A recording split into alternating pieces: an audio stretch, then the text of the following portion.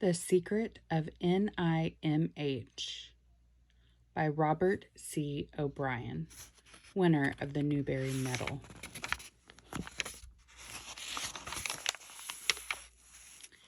The Sickness of Timothy Frisby.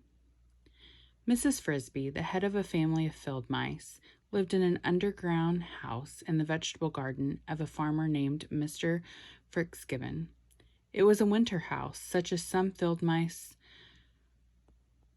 move to when food becomes too scarce, and the living too hard in the woods and pastures.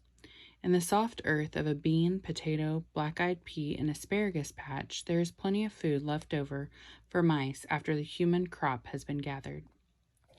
Miss Frisby and her family were especially lucky in the house itself. It was a slightly damaged cinder block, the hollow kind with 2 oval holes through it. It had somehow been abandoned in the garden during the summer and lay almost completely buried, with only a bit of one corner showing above ground, which is how Mrs. Frisby had discovered it. It lay on its side in such a way that the solid parts of the block formed a roof and a floor, both waterproof, and the hollows made 2 spacious rooms, lined with bits of leaves, grass, cloth, cotton fluff, feathers, and other soft things Mrs. Frisby and her children had collected. The house stayed dry, warm, and comfortable all winter.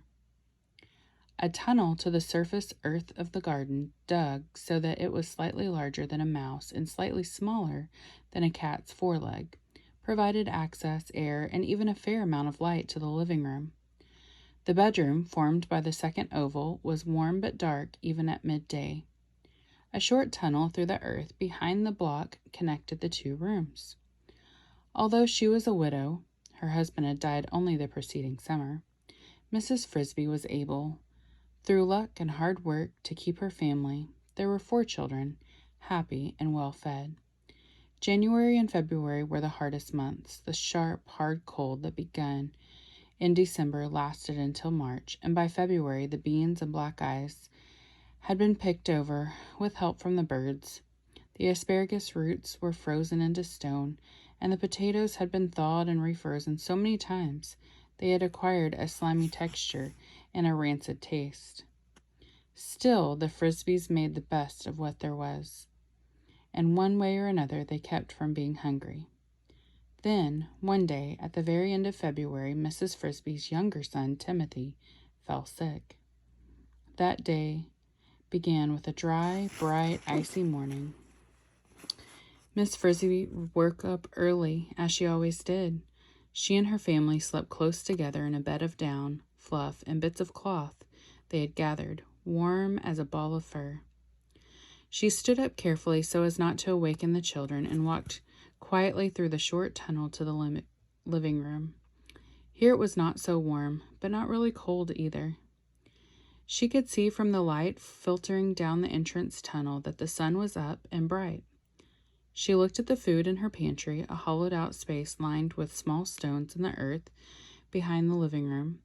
There was plenty of food for breakfast, and lunch, and dinner too, for that matter, but still the sight depressed her, for it was the same tiresome fare they had been eating every day, every meal, for the last month. She wished she knew where to find a bit of green lettuce, or a small egg, or a taste of cheese, or a corn muffin. There were eggs in plenty not far off in the hen house, but hens and hens' eggs are too big for a field mouse to cope with. And besides, between the garden and the hen house, there was a wide sward of shrubs and grass, some of it grown up quite tall. Cat territory. She climbed up the tunnel, emerging whiskers first, and looked around warily. The air was sharp, and there was white frost thick on the ground and on the dead leaves at the edge of the wood across the garden patch. Miss Frisby set off over the gently furrowed earth, and when she reached the fence, she turned right, skirting the border of the forest, searching with her bright round eyes for a bit of carrot, a frozen parsnip, or something green. But there was nothing green at that time of year but the needles on the pine trees and the leaves on the holly. neither of which a mouse, or any other animal for that matter, can eat. And then, straight in front of her, she did see something green. She had reached the far corner of the garden, and there, at the edge of the woods, where it met the fence, was a stump. In the stump there was a hole, and out of the hole protruded something that looked a little like a leaf, but was not. Mrs. Frisby had no trouble at all going through the cattle wire fence, but she approached the hole cautiously. If the stump was hollow, as it seemed to be, there was no telling who or what might be living in it. A foot or so from the hole she stopped, stood still, and watched and listened. She could hear no sound, but from there she could see what the green was. It was, in fact, a yellowish-brownish green, a bit of corn shuck. But what was a corn shuck doing there? The cornfield was in a different part of the farm altogether, away beyond the pasture. Mrs. Frisby hopped closer and then carefully crept up the side of the stump and peered inside. When her eyes got used to the dark, she saw that she found a treasure, a winter supply of food, carefully stored, and then, for some reason, forgotten or abandoned. But stored by whom? A raccoon, perhaps? Not very likely, so far from the stream. More likely a squirrel or a groundhog. She knew that both of these felt free to help themselves to the new corn each year, and that they were strong enough to carry ears away and store them. But whoever had done it, why had he then abandoned the store? And then she remembered. Back in November there had come from near that edge of the woods the sound that sends all of the animals in the forest shivering to their hiding places. The sound of hunters' guns shooting. The sound that is accompanied for someone by a fiery, stabbing pain, and then he never needs his stored food again. Still, since Mrs. Frisby did not even know what kind of animal it had been, much less his name, she could not shed many tears over him, and food was food. It was not the green lettuce she had longed for, but she and her children were extremely fond of corn, and there were 8 large ears in the stump, a noble supply for a mouse family. Down under the corn she also could see a pile of fresh peanuts from still another part of the farm. Some hickory nuts, and a stack of dried, sweet-smelling mushrooms. With her 4 paws and sharp teeth, she pulled off a part of the husk from the top ear of corn and folded it double to serve as a crude carrying bag. Then she pulled loose as many of the yellow kernels as she could easily lift, and putting them in the shuck bag, she hopped off briskly for home. She would come back for more after breakfast and bring the children to help.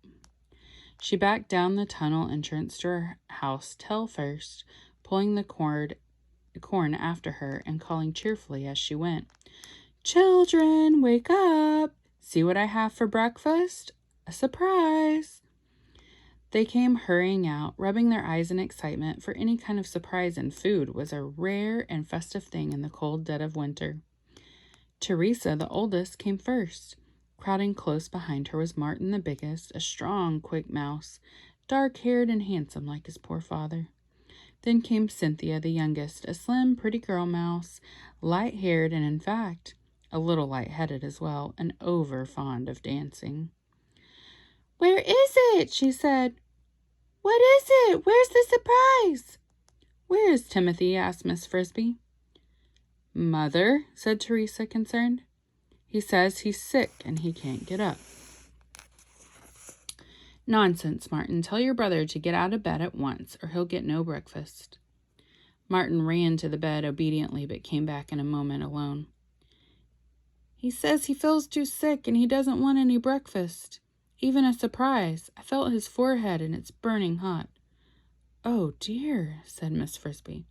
"That sounds as if he really is sick." Timothy had, on occasion, been known to think he was sick when he really was not. "Here, you may all have your breakfast, save Timothy's, and I'll go and see what's wrong." She opened up the green carrying bag and put the corn on the table, dividing it into 5 equal shares. The dining table was a smooth piece of lath, supported on both ends by stones. "Corn!" shouted Martin. "Oh, Mother, where did you ever get it?" "Eat up," said Miss Frisby. And a little later I'll show you, because there's a lot more where this came from. And she disappeared into the little hallway that led to the bedroom.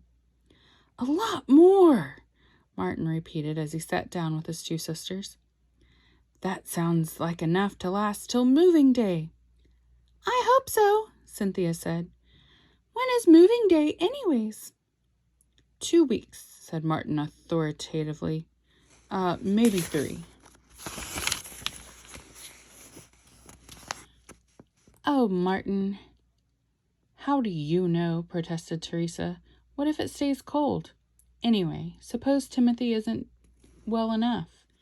At this dreadful thought, so casually raised, they all grew worried and fell silent. Then Cynthia said, Teresa, you shouldn't be so gloomy. Of course he'll be well. He's just got a cold, that's all. She finished eating her corn, and so did the others. In the bedroom, Mrs. Frisby felt Timothy's forehead. It was indeed hot and damp with sweat. She took his pulse and dropped his wrist in alarm at what she felt. Do you feel sick to your stomach? No, Mother. I feel all right, only cold. And when I sit up, I get dizzy, and I can't get my breath too well.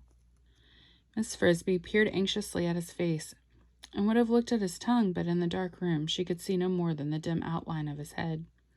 He was the thinnest of her children and had a dark complexion like his father and brother.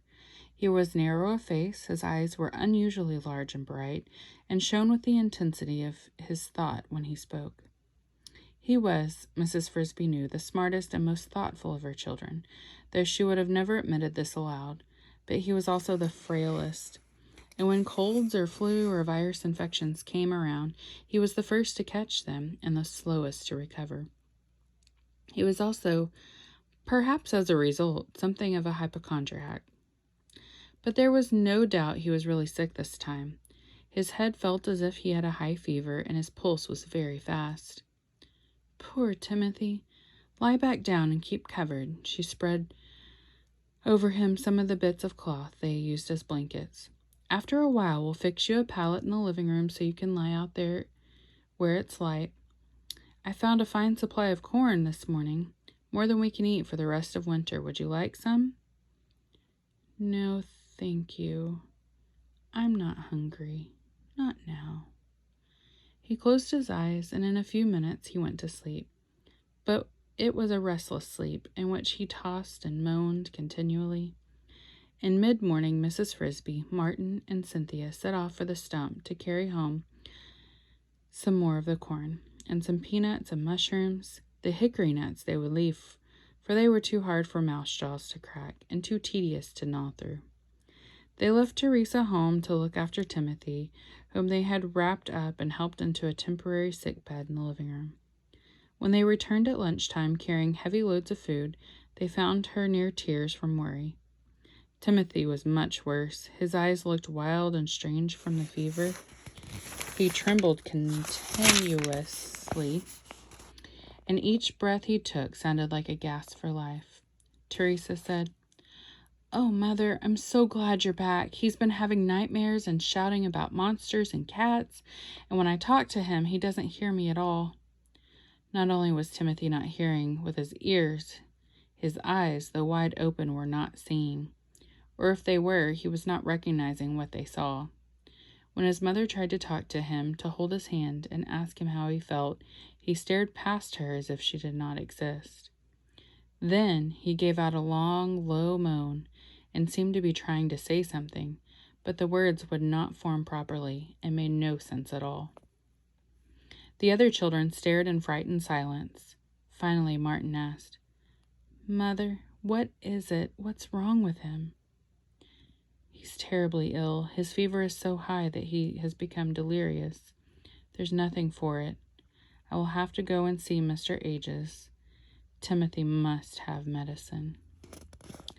And the next chapter will be called Mr. Ages.